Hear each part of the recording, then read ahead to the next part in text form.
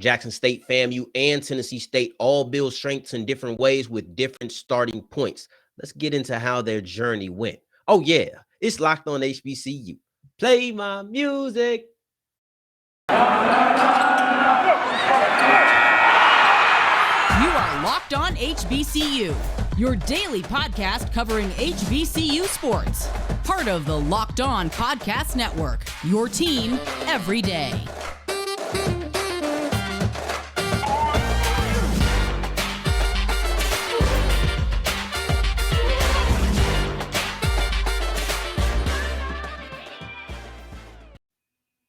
What's going on, family? Welcome back to another episode of the Locked On HBCU podcast, your number one daily one-stop shop for everything HBCU athletics, Monday through Friday, part of the Locked On Podcast Network, your team every day. And I, of course, am Darian Gray, a.k.a. the Mouth of the South, Texas Southern alum and former TSU Herald Sports editor. Thank you for going on this journey with me, making Locked On HBCU your first listen of the day every day. And remember that the mic cuts off, but the journey does not stop. Follow me on Twitter at South Exclusives. And this journey is special. I think this is really the most encapsulation of journey of any episode that I've put out. I look at it and I say, we're going to go with three topics that seem completely separate, but all weave in with one common theme, and that is building up a strength. And we're going to start off with Jackson State, building a strength out of a weakness. And that's what they're doing with the running game. Let's get into it because they just added this week, they added one of the most talented running backs from the MEAC. And I don't mean this guy just decided to leave or he had to leave, excuse me. He decided to go and look for greener pastures. This is a guy that Delaware State would have been happy to keep. And that's Sy'veon Wilkerson, Sy'veon Wilkerson. And with Wilkerson, you're looking at a guy who made first team All MEAC last year. Now, every team acknowledges that they have some improvement to do after the season. They all do it as part of the postseason presser and everything, especially the preseason pressers. Oh, we want to improve on this from last year. We want to do better with that from last year. We can't have this same issue rear its ugly head again. Every team is going to do it with varying degrees of success. And even as a fan, right, you're going to have varying degrees of how much effort you feel like they put in.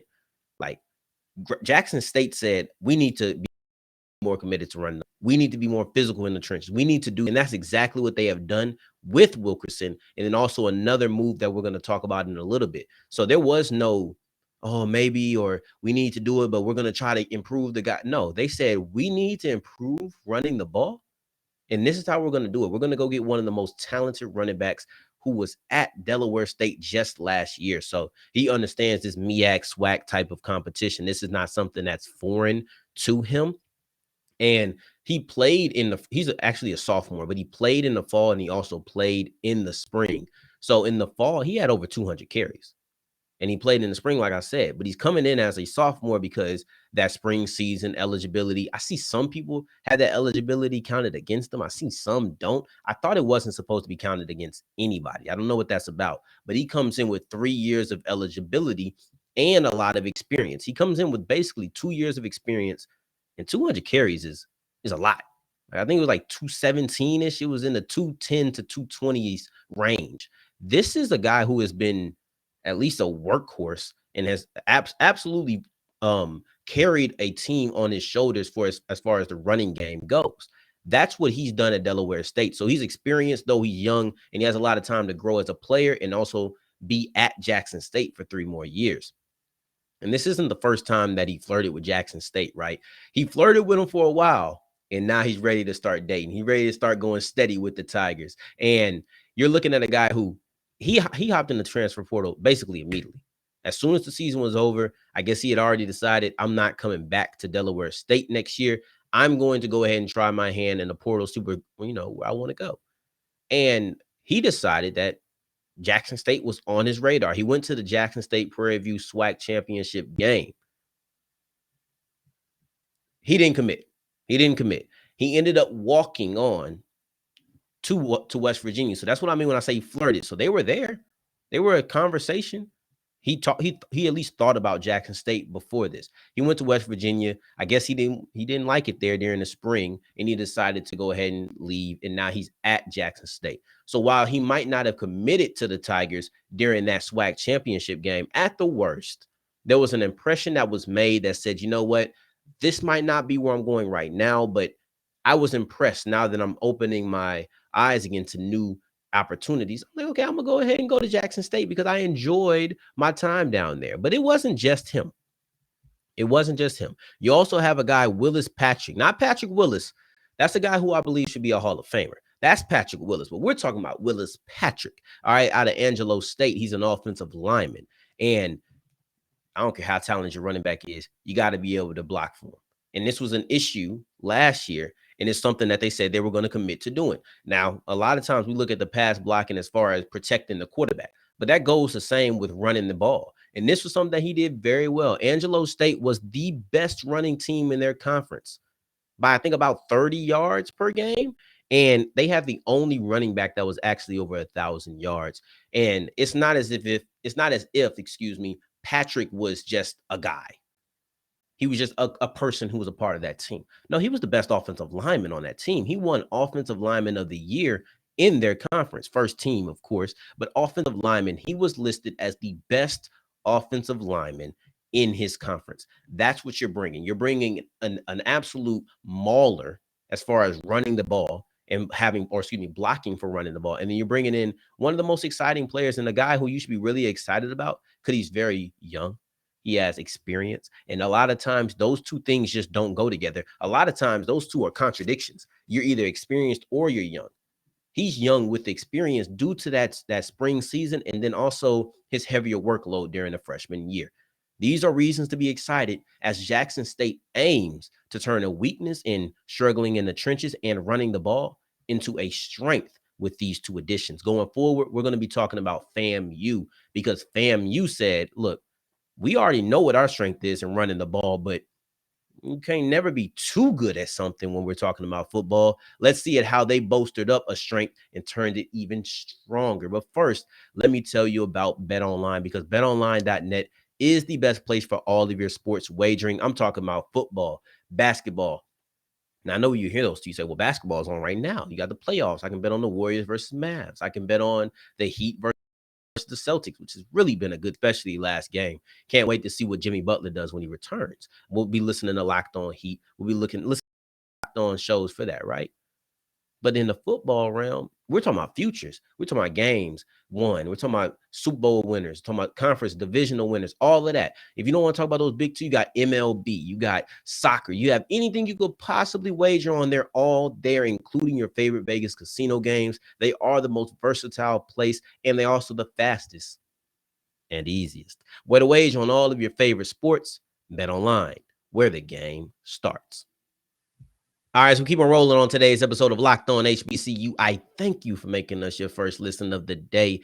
Every day, I appreciate it. And make sure that you're checking out Locked On Sports today. The biggest stories of the day, plus instant reactions, big game recaps, and the take of the day. Available on the Odyssey app, YouTube, and wherever you get your podcast. Today's word of the day is galump, meaning to move in a loud and clumsy way. I want to talk about FAMU. We're on our journey, right? We went from Jackson. Now we're going driving east, and we're headed to talk about Florida A&M building on top of a strength using the coaching staff. Now, last year, they were really good. They're really good at running the ball. We're going to keep that theme of making sure we're talking about the ground attack and running the ball. They want to make sure they're keeping it a strength by adding two coaches in particular. They added 3 coaches to the coaching staff, but we're only going to highlight 2 of them. And as important as adding your weakness can be, because you do need to acknowledge and fix your weakness at the end of each season, it's important not to forget about adding on to a strength because you don't need to get complacent. Just because you were good at something last year doesn't mean you can take a relaxed attitude to improving on the next season. And that's what they're doing. They're not allowing themselves to sit back and say, well, we were good at running the ball last year. We're going to run the ball even better this year. I mean, it's easy not to get into that attitude because you're losing Bishop Bonnet, but still it's important to say we have to make sure that this continues to elevate. And actually, before we even get into the coaching staff, let's look at their 2021 campaign on the ground. And last year, the Rattlers were the 4th leading rushing attack in the SWAC, and they had Bishop Bonnet, who was the 3rd leading rusher in the SWAC.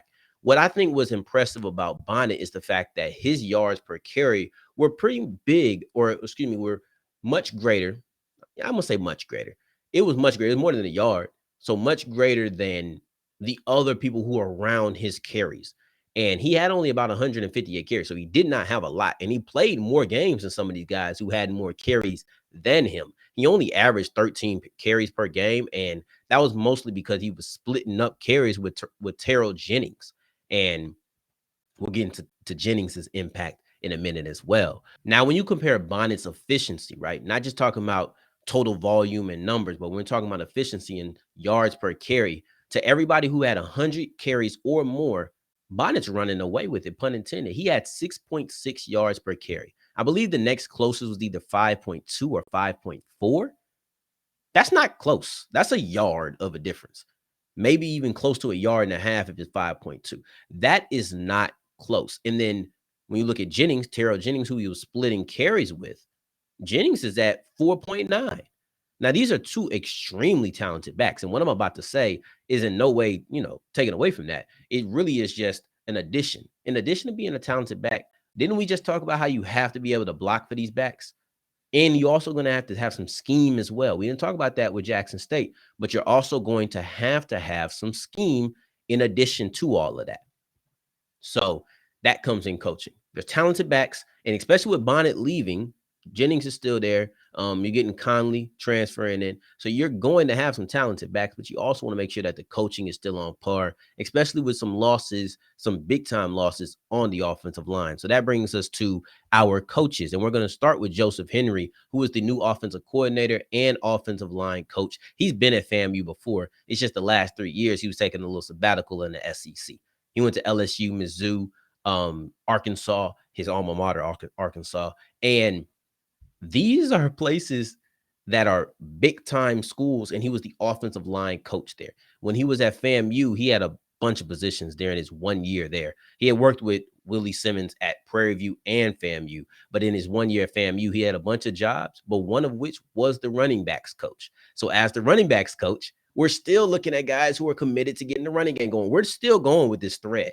And then also, you just brought in a new running back coach, and that was Marcus Wyndham, who, as the running back coach at Delta State, had a dynamic duo that was both one of the better running backs in the conference, both ranked top 10 in yards per game. And I think that you're looking at two guys who, in addition to having Jennings, in addition to having some transfers, you're bringing in two coaches who can keep some continuity, at least as far as on a success and skill level. Right? We're at least having people who on a skill level can continue to elevate the talent that is inside the room.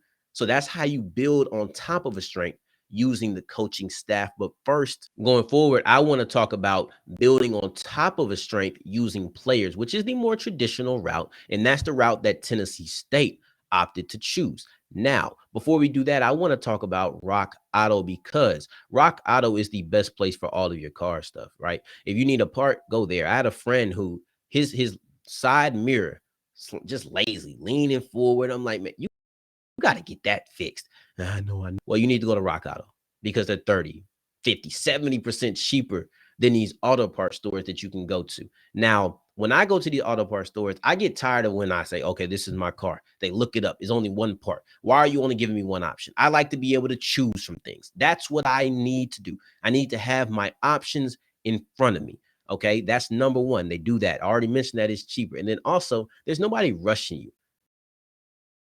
You get to sit in the comfort of your home. You can take as long hours to get this done. Take 2 hours and get it done because you are at home. All of those things are bonuses. So go to rockauto.com and tell them Locked On in the How Did You Hear About Us section. As we're wrapping up today's episode, we're going to be talking about Tennessee State, right? We're continuing our journey, talking about building strengths. We started off at Jackson, Mississippi. Then we went east and we went to Tallahassee, Florida. If I was a better driver, I probably would have realized, that's not how we should have done our map. Now we got to go back west, and we're ending in Nashville, Tennessee, talking about Tennessee State and their building on top of a strength using players. If you remember last segment, it was just a second ago, but in last segment, we're talking about building on top of a strength using the coaching staff. They brought in an offensive line coach / offensive coordinator. They brought in a running back coach. They have talent on the team, but they did bring on this coaching because they just needed some people, because scheme is important and you want to make sure that you are putting this talent in the right place. So that's how you built on top of a strength with scheme and coaching staff. Now we're talking about building on top using that's the more traditional route. I think that's what people more expect when you're talking about, oh, we're going to get better at a position we're already good at. Okay, cool. Let's go ahead and bring in another running back. And that's exactly what they did. We're keeping that same theme, running the ball and building on a strength. So let's continue on this journey as we get to our last stop. And they already had Devon Starling on the team. And you're looking at a guy who's only a freshman. That's another common theme. Jennings from FAMU was young. Starling, like I said, was just a freshman. He's young. And also Wilkerson, who is transferring to Jackson State. He's young. So we're looking at 3 really young running backs in this. Even though we didn't really focus on Jennings in part 2, we're still talking about young backs who could really have a future going forward. But let's focus on Nashville, right? Let's focus on Tennessee State. And Starling had 800 yards, and he did it only as a freshman. So the future looks good. Still 3 years if he wants to use all of them. Looks good. But you got to remember who the coach is. The coach is Eddie George. Eddie George was a running back. If we know one coach is not going to flip the middle finger to running the ball and just say, oh, we just going to air it out, I believe it's Eddie George. I firmly believe that George still believes in making sure that we run the ball and committing to running the ball. So what does he do? He has Starling, who has 800 yards, 5th in the conference, and the top 2 guys are seniors. So it's a really good chance he could ascend the top 3 if he continues and nobody else just sneaks out in front of them in the OVC. He said, now we're going to bring in somebody else. And with that, he brings in Tony Amerson from Georgia Tech. He didn't play much at Tech. I only think he played 3-4 games. So he didn't play much at Tech. There's not much for us to go off of when talking about his Georgia Tech tape. But what we can do is reflect back as if he's a fresh recruit and talk about what he did in high school, because what he did in high school is dominate. He's a force. And this is the guy who is setting multiple high school records at St. James High School, had 25 plus touchdowns in his junior and senior year, has 1,600 yards his junior year, went for 2,200 yards his senior year, dominant. We see that. But he is the only player. This is something unique, right? I hear a lot of really good high school players, but this is something that I did not hear from a lot of people. He is the only player in his city history, Montgomery, Alabama, the only player to ever hit 5,000 yards in college. That's unique, right? That's the type of player that you are getting, and he'll probably be no more than a compliment to Starling unless Starling gets injured. I still expect Starling to be the guy. I don't expect this to be a competition, but we're talking about running the ball. We're not talking about who's going to be running back 1. We're talking about the running attack, and both men should be used and really be successful. We're looking at a guy who didn't get in the game at Georgia Tech. We might see him benefit in just, I expect him to have a bigger workload than he had at Tech. So I expect that to happen. I expect him to take advantage of that happening. And let's continue, right? Running the ball has kind of been our highway. We're talking about building strengths, and this is a journey, right? So running the ball has somewhat been our highway. But you got to get off the highway at some point. You have to make an exit to get to your destination. And that exit that we're making is going to be defensive line, right? So we've been talking about running back. We've been on highway RB this whole time, but let's go ahead and take this defensive line exit, right? And we're talking about Austin Peay transfer, another one. This is the move that I was going to talk about on Friday until the whole Jackson State Nick Saban scandal or whatever you want to call it. I don't even call it a scandal, but soundbite happened because there's no scandal in it. It was just a talking. But before that happened, I was going to talk about it. And I've realized that as I want to talk about things and things get pushed back, because this move did happen a little bit ago, but I want to talk about the impact of it, not just, oh, this happened. Timing is really funny, where a lot of times when things get pushed back, I realize I shouldn't have talked about it then. If I would have talked about it then, I wouldn't have had this whole building on a strength segue that I could have been talking about this whole time. So I'm glad that it got pushed to this. This is great positioning for it. And we're talking about Terrell Allen. He's a defensive lineman out of the OVC, Austin Peay. This is the second guy to transfer over from Austin Peay to Tennessee State. I don't know what it is about Tennessee State. Maybe it's the close proximity. I don't know. But I do know that two players, and not to cast off Caesar, that quarterback is legit. One could argue one of, if not the best quarterbacks in the conference last year. Statistically, I see it. You're looking at Allen, one of the best defensive linemen in the conference last year. These ain't Rudy Poos. These are real players who should have a big impact. And let's talk about Allen's impact on Tennessee State right now. Now, Allen was number 3 in sacks this year. Had 5 sacks on the season. And this is an addition that I feel like if you're sitting home, you're sitting up in your chair now. Like, oh, we got somebody like that. This is the type of move that I don't think there's a more valuable position on defense than defensive end.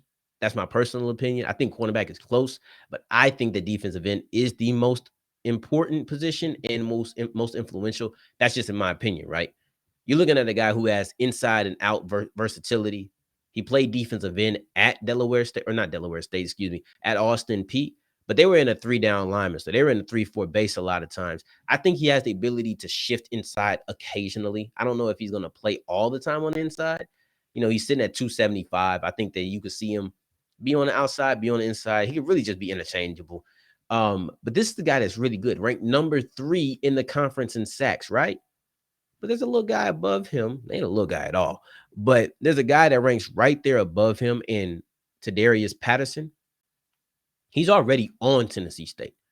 So now that means you're going to have a number 2, the number 2, and number 3 sack leaders on your team next year. That has the makings of being one of Eastern Illinois still has they have a dominant trio. So I don't know, but you're setting up to have one of the best pass rushes in the OVC. The Ohio Valley Conference better watch out because Terrell Allen and Tadarius Patterson, they're going to have that conference on watch out. You're going to have to be looking and making sure that I'm accounting for these guys. That's not something to play with. This is going to be a very talented pass rushing duo I expect coming on from the outside. And with that contribution coming to the team, Tennessee State just got so much better on defense, and you'll see this in the running game because Allen isn't galumphing through the line. This guy's smooth and nothing clumsy about him. He's smooth stepping. He moves very well. And I'm not about to say he plays moves very well. So those are the type of contributions. Running game should be better. The pass rush should be better, which is going to make the pass defense even better. Quarterbacks having to get rushed. They're not going to be able to stay on their spot, maybe moving, not even having time to get the ball off. That's how this is going to impact the Tigers going forward. Tennessee State just built on top of a strength using players. So that's how we did it. We went Jackson State building on it or making a weakness into a strength. FAMU building on top of a strength using their coaching staff, and then Tennessee State building on top of a strength by adding impact players and possibly impact players on the offensive side of the ball running. This was really fun. I'm gonna say that this was really fun for me, just going from Jackson to Tallahassee to Memphis. I had a great time. I hope you did as well, and continue making Locked On HBCU your first listen of the day every day. Now, for your second listen of the day, make sure that you're checking out one of our conference shows, Locked On ACC, Locked On SEC, Locked On Big 12, Locked On Pac-12. Check out how our fives are doing with some of our amazing hosts that are experts. And in the meantime, in between time, if you're looking for me, you know where you can find me. You can find me on Twitter at South Exclusives. Until the next time that we hear each other, family, take care. Stay blessed. Peace.